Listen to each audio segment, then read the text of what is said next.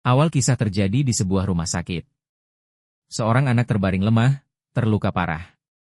Sementara itu, di luar rumah sakit, dua pria tengah berbincang serius. Dari dalam radio mobil mereka, terdengar berita, kasus perundungan kembali terjadi.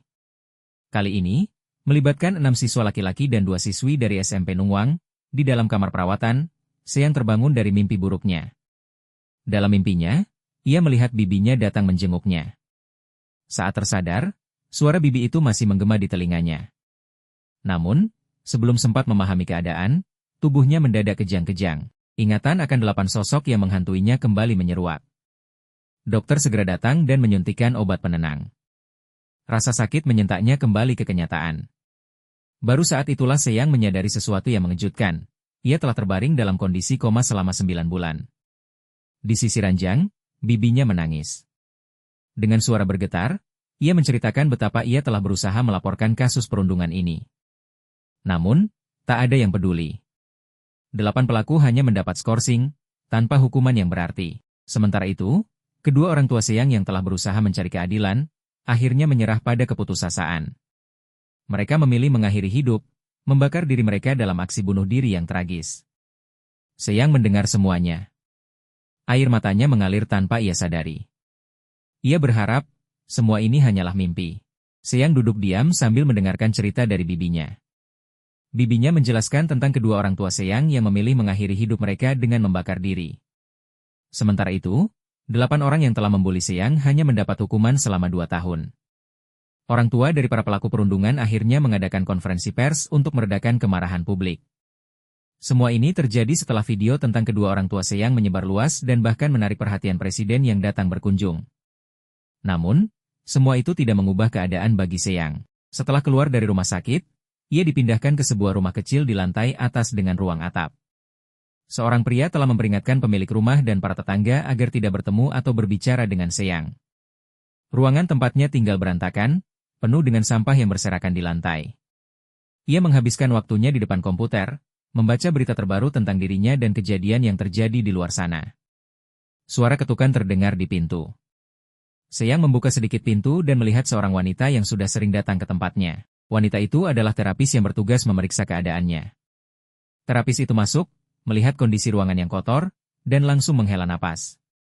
"Kamu masih tinggal di tempat seperti ini?" tanyanya. Terapis itu mulai memeriksa kondisi Seyang seperti biasa. Setelah beberapa saat, ia berbicara dengan nada pelan. "Aku tidak bisa terus datang ke sini, Seyang. Kamu sudah mengurung diri selama 2 tahun. Kamu harus mencoba keluar dari rumah dan kembali menjalani hidup." Seyang tetap diam dan tidak menoleh sedikit pun. Ia mengambil ponselnya dan mengirim pesan singkat kepada terapis tersebut. "Setiap kali memeriksa keadaanku, kamu mendapat bayaran. Jadi, lanjutkan saja pekerjaanmu." Terapis itu terlihat kesal, tetapi tidak mengatakan apapun lagi. "Setidaknya, cobalah keluar rumah dan kembali ke sekolah," katanya sebelum akhirnya pergi. Setelah terapis itu pergi, Seyang kembali menatap komputer. Kali ini, ia mencoba melakukan penyadapan untuk mendengar percakapan para pelaku perundungan. Setelah beberapa saat, ia berhasil masuk ke sistem komunikasi mereka. Seyang mendengar mereka mengobrol dan tertawa seperti tidak pernah melakukan kesalahan apapun. Seyang menggertakkan giginya, tetapi pada akhirnya, ia hanya bisa berbaring. Ia sadar bahwa saat ini tidak ada yang bisa ia lakukan. Di luar angkasa, sebuah cahaya melintas dengan cepat. Benda berbentuk pedang jatuh ke bumi dengan kecepatan tinggi. Tiba-tiba, sebuah getaran terasa di rumah Seyang. Ia terbangun, merasa ada sesuatu yang jatuh, tetapi bukan dari bawah rumahnya. Ia ragu-ragu, tetapi akhirnya berdiri dan berjalan menuju pintu. Namun, saat hendak membukanya, tubuhnya terasa gemetar. Ia masih merasa takut untuk keluar rumah. Setelah beberapa saat berpikir, ia akhirnya mengumpulkan keberanian dan membuka pintu. Cahaya terang menyilaukan matanya. Setelah matanya menyesuaikan, ia melihat sesuatu yang mengejutkan. Sebuah pedang besar berdiri di depan rumahnya, dengan api yang menyala di sekelilingnya. Seyang terkejut melihat sebuah pedang jatuh dan tertancap di depan rumahnya. Ia bertanya-tanya bagaimana benda itu bisa ada di sana. Dengan kepala penuh pertanyaan, ia mendekati pedang tersebut. Bentuknya mengingatkannya pada senjata yang sering ia lihat di game online. Ia mengitari pedang itu, mencoba mencari tahu asal-usulnya. Namun, pintu menuju rumahnya di atap terkunci, membuatnya semakin bingung. Frustrasi, ia berteriak, merasa pusing memikirkan bagaimana pedang itu bisa muncul di sana. Akhirnya, ia memutuskan untuk kembali ke kamar dan mengabaikannya. Saat malam tiba, pedang tersebut tiba-tiba mengeluarkan suara aneh. Seyang terbangun dan mendapati dirinya berada di tengah medan perang. Di sekelilingnya, pasukan berzirah emas bertarung melawan monster besar dan makhluk terbang yang mengerikan. Ia melihat seorang prajurit dengan pedang yang sangat mirip dengan yang ada di atap rumahnya. Ia terkejut, lalu tiba-tiba angin kencang menghantamnya. Ia melihat tumpukan mayat dan sebuah pedang di atasnya. Seketika, ia tersadar dan kembali ke dunia nyata. Ternyata itu hanya mimpi. Namun, suara aneh kembali terdengar dari luar. Saat membuka pintu, pedang tersebut terbakar, sama seperti saat pertama kali jatuh ke rumahnya. Api itu menyala dengan intens, hampir mengenai dirinya. Ia mundur beberapa langkah, merasakan panas yang luar biasa. Halaman rumah atapnya terbakar karena pedang itu. Panik, ia segera mengambil air dan berusaha memadamkan api. Setelah api padam, tubuhnya terasa sakit di seluruh bagian. Keesokan harinya, ia terbangun dengan rasa nyeri yang masih tersisa. Ketika keluar, bekas kebakaran itu masih terlihat jelas. Kejadian aneh ini terus berulang selama 4 hari berturut-turut. Setiap malam, pedang itu mengeluarkan suara yang membangunkannya. Awalnya, ia merasa terganggu, tapi lama-kelamaan mulai terbiasa dengan kejadian aneh yang selalu terjadi di sekitarnya. Meski begitu, ia tetap merasa frustrasi. Suatu malam, ia memutuskan untuk tidak tidur dan mengawasi pedang tersebut. Saat tengah malam tiba, pedang itu mulai bergetar dan mengeluarkan suara aneh. Dengan mata kepala sendiri, ia melihat bagaimana pedang itu memancarkan cahaya merah yang perlahan menyebar ke sekelilingnya. Ia mencoba menyentuhnya, namun seketika merasakan sakit yang luar biasa di seluruh tubuhnya, membuatnya terjatuh. Merasa kesal dengan pedang tersebut, ia mencoba menghancurkannya dengan palu dan tongkat baseball. Namun, semua usahanya sia-sia, benda itu tetap utuh, seolah tak bisa dihancurkan. Dengan frustrasi yang memuncak, ia mencoba mencabutnya. Tiba-tiba, sebuah bola cahaya bersinar terang di hadapannya, mirip dengan matahari. Cahaya itu perlahan mendekat dan merasuki tubuhnya. Seketika, rasa sakit luar biasa menyerangnya, dan berbagai ingatan asing membanjiri pikirannya. Ia merasakan sesuatu yang belum pernah dialami sebelumnya. Ingatan itu begitu jelas, seolah-olah ia sedang mengalami kehidupan lain. Ia melihat seorang kesatria dalam baju zirah emas berhadapan dengan monster raksasa, memegang pedang yang mirip dengan miliknya. Suara jeritan pertempuran terdengar di telinganya, dan ia merasakan adrenalin yang kuat. Rasa sakit, ketakutan, dan keberanian yang dirasakan oleh kesatria itu seakan menjadi miliknya.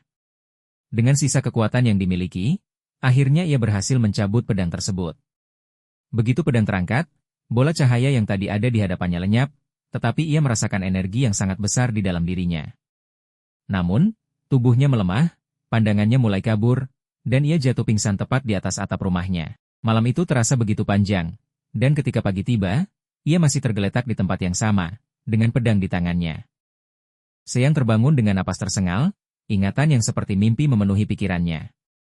Rasa bahagia, keputusasaan, kesedihan, kemarahan, dan kebencian bercampur menjadi satu. Ia merasa seolah-olah mengalami semua peristiwa dalam ingatan itu secara langsung. Terkejut, ia menyadari bahwa pedang yang sebelumnya tertancap di atap kini sudah tercabut. Dengan susah payah, ia mencoba mendirikan pedang itu, namun tubuhnya lemas dan ia terjatuh. Dalam benaknya, nama, Warsworth terdengar jelas, nama yang disebutkan seseorang dalam ingatannya. Pedang ini bukanlah pedang biasa, melainkan pembawa petir dan badai. Dalam ingatannya, ada sesuatu yang berulang kali disebutkan, keinginan dan keberanian untuk bertarung, untuk bergerak dan berubah. Dengan tekad yang baru, ia mencoba mengayunkan pedang tersebut, meniru gerakan yang dilihatnya dalam ingatan. Namun, pedang itu terlalu berat, dan ia gagal menggunakannya. Seorang terapis wanita menatapnya penuh curiga. Luka memar di tubuhnya terlalu banyak untuk hanya sekadar kecelakaan biasa. Apa yang sebenarnya terjadi? Tanyanya. Seyang hanya tersenyum dan mengaku bahwa ia hanya berolahraga. Terapis itu tertawa kecil, tak percaya bahwa seseorang yang mengurung diri tiba-tiba rajin berolahraga. Tak lama setelah itu, tetangganya mengeluh tentang suara-suara keras yang berasal dari rumahnya. Ia hanya menjawab singkat bahwa dirinya baik-baik saja dan meminta mereka untuk tidak khawatir. Ketika kembali ke dalam, ia mencoba mengangkat pedang. Tiba-tiba, suara muncul di dalam pikirannya. Jalan menuju menjadi yang terkuat itu sederhana. Berjalan, berlari, dan mengayunkan pedang sampai kelelahan membawamu. Ia termenung. Bagaimana mungkin seseorang bisa menjadi kuat hanya dengan mengayunkan pedang? Rasa penasaran membawanya mencari informasi tentang latihan pedang.